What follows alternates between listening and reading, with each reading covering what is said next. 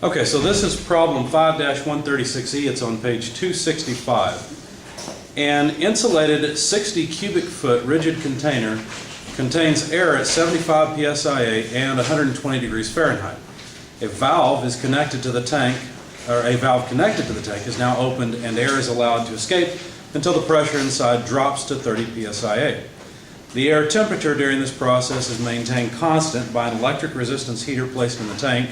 Determine the electrical work done during this process. So let's copy down the information that's given.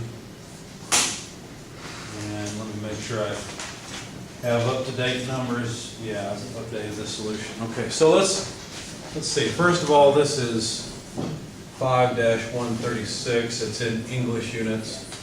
And this is from the 7th edition. So state 1, we've got a tank with a valve on the end of it. And let's see what they tell us. Volume 1, 60 cubic feet. Pressure 1, 75 psia. Temperature 1, 120 degrees Fahrenheit. We've got an electric resistance heater. So there will be electrical work that comes into the system. If I take my system to be everything inside this dotted line. Okay, so state 2. We've opened the valve during the process and allowed air to escape.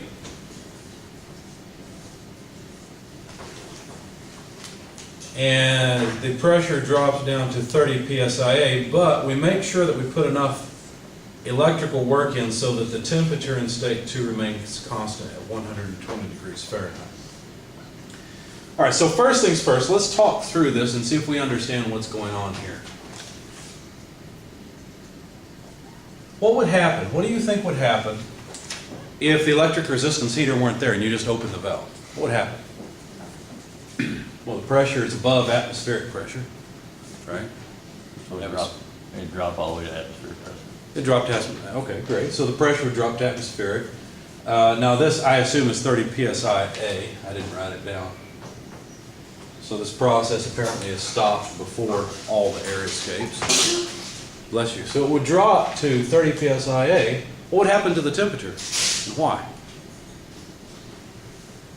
Temperature would go down because of flow energy, right? The air that's leaving requires flow energy. Now, I'm not talking about kinetic energy. Don't think about that. We're talking about the fact that the atmosphere is trying to keep the air inside of the tank, right? The atmosphere is pushing down on it pretty hard, but it's pushing out harder. So what is it that overcomes the atmosphere? It's the air in the tank that's pushing air out. So the air that leaves is going to leave at 120 degrees Fahrenheit at the very beginning. If we don't have an electric resistance heater, then that air that leaves was pushed by air down here, and that push takes energy. Okay, that's flow energy. So some of the thermal energy here in the tank has to be converted to flow energy to push the air out. And so that air that leaves with flow energy, and therefore the temperature in here would have to drop. Now, in this case, we have an electric resistance heater, and so what that does is that just maintains the temperature constant. Okay? All right. Questions on the setup or what's going to happen? All right, so far so good. So,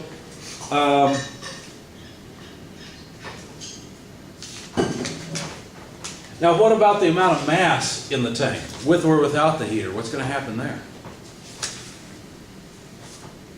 Well, if air escapes, the mass has to go down, right? That's a simple one, right? So the mass definitely is less in state 2 than in state 1. In fact, we can write M2 must be less than M1. We're sure of that. Now, we don't know the quantity of electrical work that goes into this system, but we should be able to figure it out. How would we figure it out? Any ideas? Energy balance, there you go. And it's an unsteady energy balance. This is something you have not seen in 220. You've only seen this recently in 320. So let me write it down for you. And I want you to help me decide which terms to get rid of. So work in plus heat in plus whatever energy comes in being carried by mass. If mass were to flow in, I know there's none in this case, but if mass were to flow in, it would carry flow energy and thermal energy with it. So we call that enthalpy when we put those two together. We're neglecting any kinetic and potential energies. Okay? Minus any work that flows out, minus any heat that flows out, minus any mass that exits and the enthalpy it takes with it. I've run out of space, so let me put what comes after the equal sign on the next line. Well, what's that going to do? These are all deposits and withdrawals, just like your bank account. They're just in different forms of energy, that's all. What's going to happen? Your bank account balance is going to change. In other words, the amount of energy in state 2 will be different than the amount of energy in state 1. Now, just intuitively, will the energy in state 2 be more or less than the energy in state 1? Let me give you a hint. I'm going to try to push you into one of my pits again, okay? There's energy that comes in. So you're going to stick with your answer of less, or you're going to switch and say more? Have I pushed you into the hole or not? Be firm. There you go. Less. It's less. You're right, it's less. How do you know it's less? Because you said you were going to push us into the hole. That's right. I warned you about the trap, didn't I? Okay. You know it's less. How? Well, the amount of energy per unit mass is the same, right? Because remember, air is going to behave as an ideal gas. Ideal gas is energy or internal energy. Depends only on its temperature. But there's less mass over here than there is here, right? It's like over here I got 10 2-liters. Over here I got 1 2-liter. Which one has more mass in it? This one, right? There's just more of it to hold the mass. In the same way, there's less mass here to hold the energy than there was in state 1. Each unit of mass has the same amount of energy, but there aren't as many units of mass in state 2 as there was in state 1. So how do we write this? Well, this one's pretty easy. We just say the mass in state 2 multiplied by the amount of energy. Now, what kind of energy can it hold? Well, internal energy, okay, minus the amount of energy in state 1. Now, wait a second. This is one thing that confuses students all the time. When do you use enthalpy, and when do you use internal energy, and why? Can you describe that for me? Explain it. Enthalpy is energy flow. Good. Internal energy is based on temperature. Right, you got it right. So basically, when there's flow, you basically have temperature and flow energy. Well, really, you have internal energy and flow energy together, right? But the stuff in the tank's not flowing. Yeah, but some of it comes out. That's okay. That's accounted for as a deposit or withdrawal, okay? And air that's flowing, or mass that's flowing, has flow energy. In our case here, I mean, there's no enthalpy inside the system in either of these cases. Okay? So that's why we use internal energy to talk about the account balance change. I always go back to your bank account balance as an analogy for this. So all our deposits and withdrawals change the balance in the account. Okay? All right. Well, one thing we have in this book that we did not have in 220 is some property data for air. Let's go to table A17E, please, in the appendix. Now, we're in English units, so you've got to go to the English appendices. What the E stands for on the end of 17E. You'll notice we have ideal gas properties of air. So if we know the temperature of the air, we can easily look up the air's properties. Oh, before we do that though, I'm sorry, hang on. Is there any work coming into the system? Let's cross off terms in the balance. Any work coming in? Yeah, what did we call it? Electrical work. So we need to keep this term. How about heat transfer in? They didn't tell us about any. Okay. Any mass flowing in? No, mass is only flowing out. Any heat or any work flowing out? No, there's no moving parts. Now, don't be confused. You could think of this as boundary work if you were to imagine the system as all the air in the tank and let the system grow as the process continues, so your system would go outside of the tank. That would work, and that would work just fine. You wouldn't have any flow energy then, or you wouldn't have any flow energy in the mass that exits in that case, but you would have boundary work. You'd end up with the same kind of result. Okay, you'd end up with the same result. But in our case, we're allowing air to flow across the system boundary, so we've got it all contained in this enthalpy. So no heat transfer out, and we have to keep this term because we do have energy flowing out, and then we have to keep these two terms because we know there's still some mass in state 2, so there's still some energy there, and there's definitely mass and energy in state 1. So let's rewrite this quickly. Work, electrical work, in minus, we don't need the summation sign. The summation sign is just there in case there's multiple exits. Okay, however much mass exits times the enthalpy that it carries equals the mass in state 2, internal energy in state 2 times minus mass in state 1, internal energy in state 1. Okay, so there is our simplified version of the energy balance, accounting for all the significant energy flows that we know of. If there are any others, then our balance is wrong. Kind of like when you write a check in your checkbook and you forgot you didn't have that much money. I'm sorry, I just dated myself. I'm obsolete. Checkbook, what's that? Never mind. Now this is what we want. We need to know how much electrical work comes in during this process, so we better have the rest of this as knowns. We better somehow figure that out. In fact, probably one of the things that you're concerned about is how on earth will we find all of these properties here? How about the enthalpy of the exiting stream, the internal energy in state 2, and the internal energy in state 1? Now this is a fairly straightforward problem. The reason it's straightforward is because we do not have to assume uniform properties. In other words, we don't have the air temperature dropping so that the enthalpy that leaves with the air actually drops over time and changes because the temperature is going down. That's not happening. The temperature is constant. So the enthalpy, all we have to do is look up the enthalpy of air at 120 degrees Fahrenheit. So look in that table I pointed out, A17E. We're looking for a temperature of 120 degrees Fahrenheit. Guess what? They're all in Rankine. What do we have to do? 580. 580, so we have to add 460 to 120, right, so you get 580. So we're looking up properties at 580 Rankine. What do you see for the enthalpy at 580 Rankine? 138.66. 138.66. Anyone second that? I'll second it. That's what I wrote down, so I think it's right. I hope it's right. How about the internal energy? Well, notice something. The temperature at state 1 and state 2 is the same, and the only thing that the internal energy depends on is the temperature. Right? That's what Joule found out in his experiment. So all we have to do is look up 120 degrees, same row, right? In other words, 580 Rankine, and just read off the internal energy. It'll be the same thing in state 1 as it is in state 2. So what do you get there?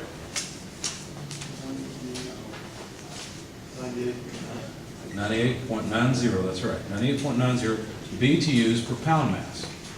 So now we know the enthalpy and internal energies. That's not a problem.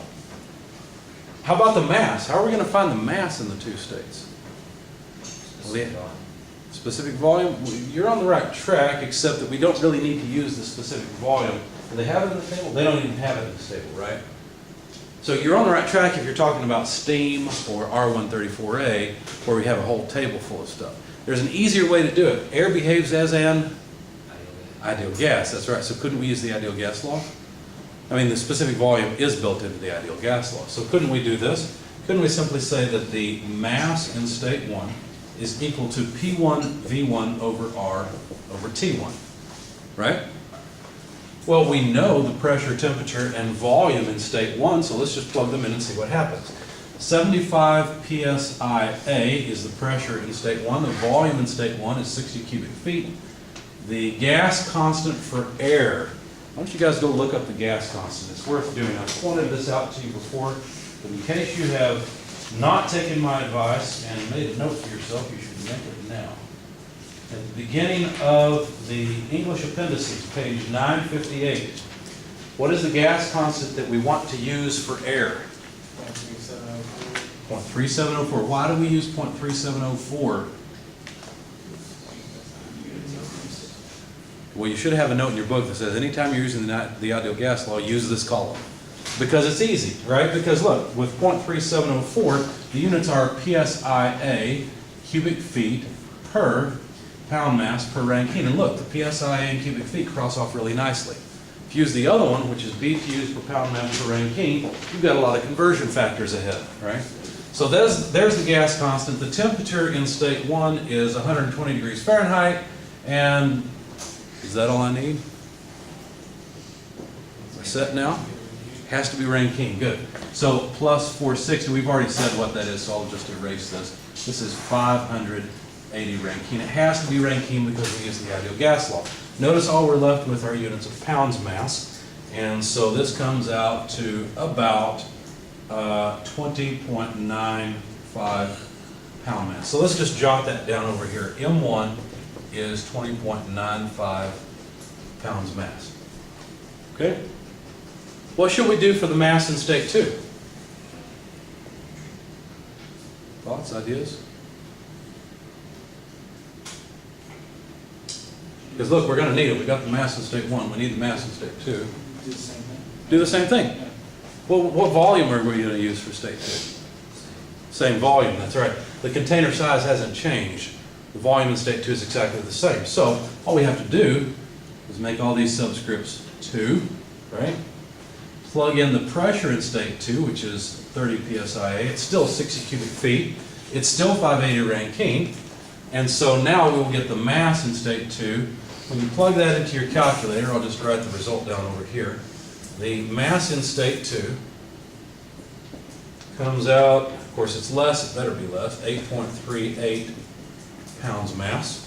Now we have M1 and M2. Kind of like thing 1 and thing 2 from Dr. Seuss, right? We've got almost everything. The last thing we need is how much mass exits the system. How can we figure that out? Take the mass minus. And you're right, so mass 1 minus mass 2. What did you just do there? You used a mass balance, right? That's all. So the amount of mass that exits, let's put it up here, mass that exits is simply the mass in state 1 minus the mass in state 2. So when you take that difference, you find that that is 12.57 pounds mass of air that leaves the system. Now we have everything we need. All we need to do now is rearrange the energy balance and solve for the quantity of electrical work required. Let me pull this down here. So the electrical work in required is equal to the mass that exits times its enthalpy plus M2. And by the way, you can do this. Notice that U2 and U1 are the same thing, right? So don't you have plus M2 minus M1 multiplied by U1? Isn't that the same thing? I just factored out the U because it's the same in state 1 and state 2. And then isn't, let's see, M2 minus M1, isn't that just the negative of the mass that exits? So this is MEHE from the first term minus MEU1. And so you can factor it out again. You can say ME times HE minus U1. Why did I go this way? I want you to see what this is. What is the enthalpy that exits minus the internal energy in state 1? What is that really?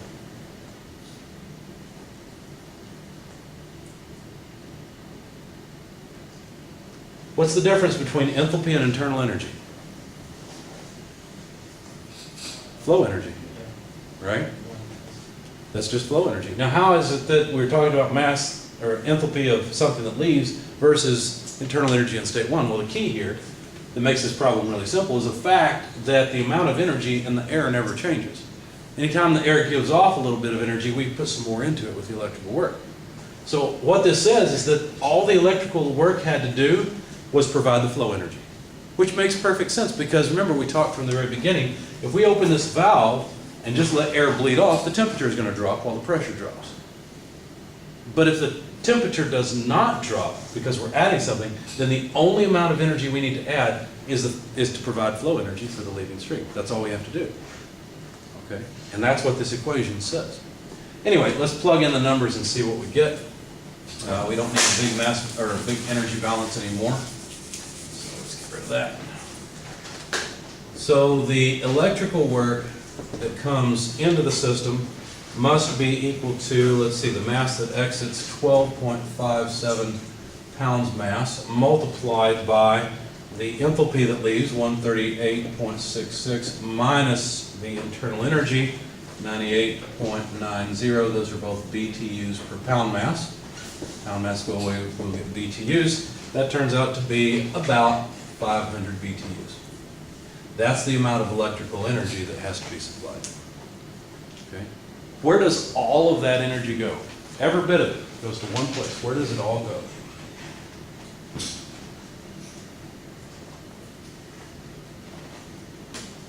It all goes into flow energy.